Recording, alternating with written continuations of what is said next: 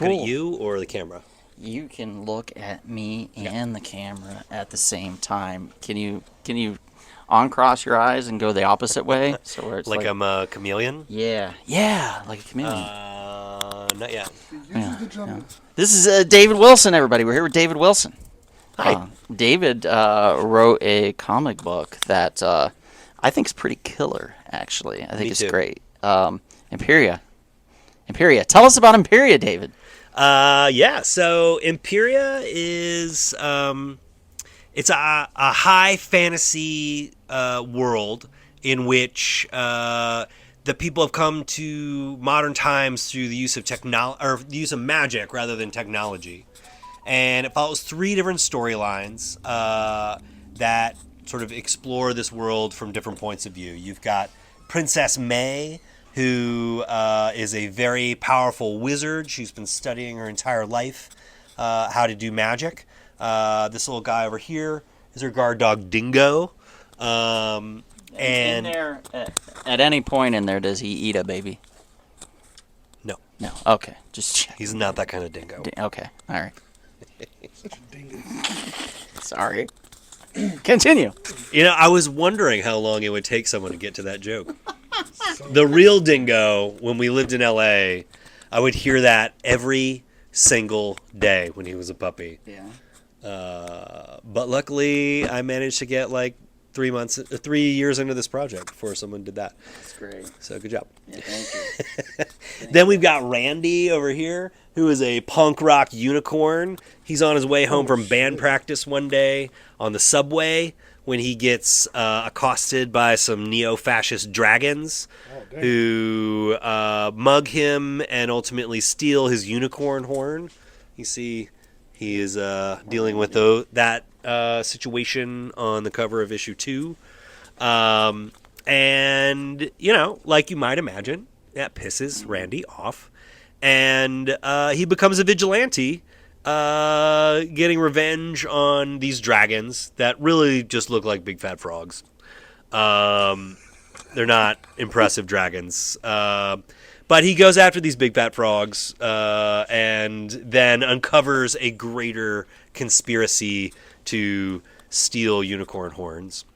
And then the third guy over here in the corner, looking a little sheepish, his name is Justin. He lives in a province called Rainbow Vale, which used to be this pastoral paradise that always had rainbows in the sky, and there was, you know, it was the breadbasket of the kingdom, and now it has become this dreary, rundown mud pit, and nobody knows why or what happened.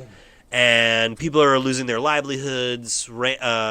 Justin's just been laid off from the farm, and he's at his favorite gnome bar, crying into his beer, when he meets this pretty girl named Petra, who takes an interest in him, and she takes Justin back to her church, and he meets the priest. Spot for a first date. And then he starts becoming radicalized against the elven elite, and eventually leads rebellion to try and overthrow the government. I got a question. Yeah. Say like someone wants to get this, but you're only allowed to use 3 words to describe this. What will those 3 words be? Totally awesome comic. There you go. Yeah. See, it's totally awesome comic. Totally awesome comic. Yeah. Sold, right? That's why I bought 1 and 2. Yeah. And then that's another reference to Legend again, getting his unicorn stolen. Oh. You know, I wasn't thinking about Legend when I wrote this, but I do. My God! Wait, if the darkness character, that Red Devil dude, doesn't that look like the shows up, yeah, that looks like the witch from the lake. You're not wrong. One of the uber bad guys, his name is Tusker, and he is. Let's see. Well, I think that's all he does in issue 1. But he becomes a bigger character once we kind of get everything set up. But he is a 7-foot tall wild boar. Legend, the pig. Remember from the 3? There's the goblin, the fucking. A little bit, I guess. Sure. Pig. I mean, you're. Well, in that case, then he looks like the little goblin thing too. If you think about it. Not saying that he did that on purpose, but I'm saying like, No, man, like, no, I'm no, already, no. like, He's not. loving it. He's not doing it. Yeah, he's Yeah, not. that was not intentional, but thanks for connecting everything to Legend. That's great. It though. is a great movie. We love I Legend here. love that movie. Yeah. Can we give Tom Cruise some pants, please? No, Pants is the whole movie, dude. Like, Tom Cruise I doesn't mean, need pants. all of his movies are better when he takes off his pants. oh really? You know, He's seen the wrong movies. I mean, they do better, in the box office What's when the he does one where that. he's It's a true. car driver? Days of Thunder. Yeah, Days of Thunder. Does he have his pants on? I think Nicole Kidman takes off his pants. When he's driving the car, I think he has pants, but maybe he doesn't. I don't know. Nicole Kidman is his doctor, and she gives him, Turn your head and cough. yeah. Hell yeah. She check Where his do I sign prostate. Where do I sign up? I don't know if there's a prostate exam. There was a 20-minute prostate exam in that movie. How do you not remember it? What do you mean? How do you not remember that movie? I haven't never seen it. Oh, then you missed the prostate exam, I'm not a apparently. big, NASCAR kind of person. No? They're turning left. Keep turning left. They keep turning left. Yeah. Who was that? There was a, what's his name? Will Ferrell, right? I don't know. Yeah, I think it was Will Ferrell. Talladega Nights. Yeah, Talladega Nights. Will Ferrell's in that new golfing TV series on Netflix, too. It's called The Hawk. I don't know if you guys seen it? Hot too. It was recommended to me last night, but I haven't seen it yet. No. It's pretty good. It's pretty good. I'm digging it. It's not like hilarious like most of his stuff can be, like ridiculous. There is some ridiculousness in it, but it's pretty grounded too. It's like a family story, which is weird for him. I'll check it out when I get home. Yeah. What was that other one he did? Everything Must Go, I think. Oh, where he's like out in the Lazy Boy in front of his house. Yes. Yeah. I love that one. Yeah. Like that was him just playing it straight, just like a broken man. And that's how I like to see my celebrities. Just broken. Just broken down. Yeah. Yeah, that's always the best. Back I on think. our level. Yeah, exactly. Yeah, how'd you know? I get it. I get it. Damn. I get it. I know where you're coming Pray on from. his suffering. That's crazy. Whatever.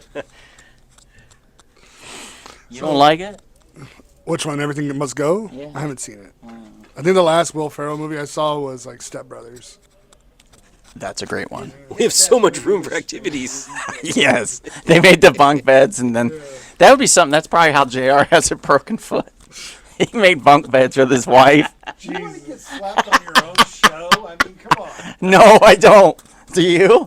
You just slap him, not My me. show. You're the one talking shit. Yeah, but you've got more slap space. That doesn't make any sense. Yeah, your cheeks are bigger. You can slap them easier. It's nicer. Gives you a better slap feel. No? Okay, fine. Whatever. No, So how many issues is this going to be, Imperia? well, we're hoping it will be an ongoing series. Okay. So a lot. Yeah, so Jacques is currently finishing the art for issue 16 right now. So we have 15 issues completed. Oh, wow. I've written the scripts for the first 18. As soon as I get home back to Nashville after all these travels, I'm going to bang out Volume 4, which would be issues 19 through 24. And I've got up through 60 outlined, so That's crazy. I've been doing... You're doing a saga type thing. I've been doing this comic as well as The Gathering is the Magic, a feature-length documentary about the culture and people who play Magic the Gathering. And that's, I've been kind of going back and forth with my time with that. But this one will be completely finished by the end of the year. And I think next year in 2027, I'm just going to focus on writing. And I'll do several more volumes of Imperia. So we have plenty of scripts in the pile. I've also got a couple other writing projects I want to pursue. And I've got some things that are already complete that I would like to kind of work into pushing them out into the world. Do you have like a pile of old scripts lying around and you're like, what else can I turn into a comic? I have, well, I come from a filmmaking background, and one of the reasons I got into comics in the first place was... Were we talking like feature film, porn? I produced 3 indie features. Okay, so not porn, yeah. In, the teens. Sorry. And, I kept my imagination is naturally just expansive. Yeah. And I would pitch these ideas, and I would frequently get feedback where they're like, "That's a great story, but we're not investing in you. Who are you? Thanks. David Wilson. Yeah. No one cares about you." If Steven Spielberg had come in and dropped that, we would totally buy it in the room. But You know what you not should for do you. is you should dress up like Steven Spielberg. Tell everybody that's who you are. And sell your idea. And then at the end, when they're like, let's sign the thing, and then you just tell them you're not Steven Spielberg. And see if they'll still do That's it. a really good strategy. Right? If I was still living in LA trying to make films, I would totally Well, do that. Yeah, you got a whole future ahead of you. So, Okay, well, just in case. I'm on a different track now. If I'm it- writing like- comic books and But if making they're like, documentaries. we want to make a movie out of this, but we need Steven Spielberg attached, then you can be like, well, I've got good news. No, I'd be like, go get Steven Spielberg, please. I wanted to direct. Yeah. Is he interested? Like, let's do it. Yeah. I mean, what was that movie he just did? It was a Disclosure Day, right? I think so. So you didn't see it. Obviously, you didn't see it. All right. Cool. So I wanna you've see it, though. got a lot outlined and ready to go. How's the artist part on this? Are they local, or do you? Sort of. Jacques is a Frenchman who lives in Majorca, Spain. So So just not really local. Local to just, the earth. in the neighborhood. Local to planet Earth. And interestingly enough, we've actually never met or even talked on the phone. So we've done all this. He doesn't speak English, so we have to translate all of the You don't our speak emails back and Spanish. forth. Not really. Just keep I have a saying very limited. "Lo Spanish siento vocabulary. mucho." Just say that all the time. Well, interestingly enough, because No. there's a feel like that works. idiomatic barrier. It means I feel, There I are, feel it a uh, lot. Does it mean I feel a lot? Lo siento means I feel it. It means a lot. Lo siento mucho means I feel it a lot. That's good. That's a good thing to say, right? No, you should say, "Oh, I'm gonna look at your stuff, and then I will let you know." And then you say, "Oh, this is great stuff." Or you could just do the translate thing, like you said. Anyway, We should do the translate thing. I just had to be careful about how I write things. Like this image of Dingo right here. You can see he's wearing like a little jacket. yeah. And so that came about, the description I wrote of him was that he was a humanoid dog that had the frame of a Labrador, but had a snow leopard coat and bright blue eyes. And You meant coat. so when he translated it, Jacques thought I meant a garment made out of snow leopard fur. Oh, that's awesome. Not that he had fur that looked like a snow leopard print. And so hence this wardrobe. Well, his art's fantastic. Eventually I just sent him a picture of my actual dog and I was like, make him look like this. And he was like, okay. Yeah. That's what he'll look like for the rest of the run. So like little things like that. I have to make sure that, what I'm writing translates well. Right. And Yeah. easily. That makes sense. That makes a lot of sense. I have yet to. Well, I've worked with a couple people that were. I don't want to say they weren't bright, but like they were very literal. Maybe on the spectrum. I don't know, but like when you would say exactly, you have to be very, very specific. In other words, and I think that's probably the best way to be in general. Anyway, when you're dealing with an artist, you have to be very specific with how you want it. Now, when you write the notes for the script, for example, like for issue 1, and you made that note about the dog, was that something like in parentheses, like on the side, editor's note or something? Dog looks like. So I will usually write a couple of pages of notes before the script starts. So, and I'll talk about settings and I'll talk about characters and the races and all the different things. But I also, like for that one, that description was just the scene description on the script. Okay. So you do like a couple pages of notes of like, I would like to see this, and this within this story, within the framework of this script. Yeah, like anything that's like general, like a global thing. Yeah. So if I'm like, okay, this is what, mermaids look like in this world. Gotcha. And this is what the Okay. elves are like, and this Yeah. is what the dwarves are like. And here, the dragons aren't. They don't have wings and they don't breathe fire. They're like big fat frog guys. Yeah. You know, the Right, I love- unicorns are really colorful until you cut off their horn, and then they become black and white.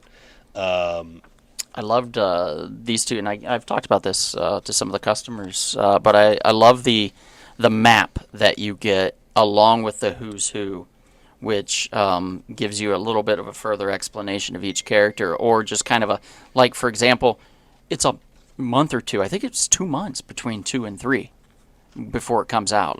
Like 2 just came It's out. 6 weeks. Yeah, Okay, so yeah, So- almost, yeah. So it's a long time. It takes a bit, so it's a little longer than your normal book. So by the time the second issue came out, I was like, I don't remember everything about the first issue. So going back and looking at this is great.